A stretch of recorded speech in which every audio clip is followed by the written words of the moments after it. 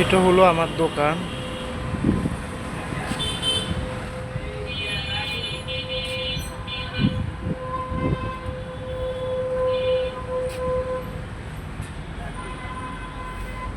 আর দোকানের ঠিক সামনে এইভাবে রাস্তার মধ্যে খনন করে রাখছে আজকে অনেক দিন যাবত। এই দোকান, এই খনন, তা আবার স্টিল দিয়ে রাখছে। এখন একটা কাস্টমার আসতে পারে না, একটা মাল বাইর করতে পারি না, তার মধ্যে দোকানের সামনে দিয়ে ময়লা আবর্জনা পরিবেশে এই এই যে এই পানিগুলোর থেকে মশা বাইর হয়, আমাদের নিজেরও জীবন ঝুঁকিপূর্ণ হয়ে যাচ্ছে।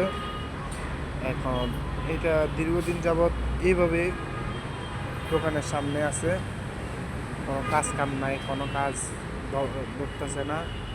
একটু করে আবার 5-6 দিন বন্ধ রাখে, আবার একটু করে আবার 5-6 দিন বন্ধ রাখে, এইভাবেই আমাদের অবস্থা। তো এখন আমাদের এক এক দোকান থেকে 3 লাখ, 4 লাখ, 2 লাখ এরকম করে ভাড়া দিচ্ছে প্রতি মাসে। এই ভাড়াটার ব্যয়বহুল অনেক।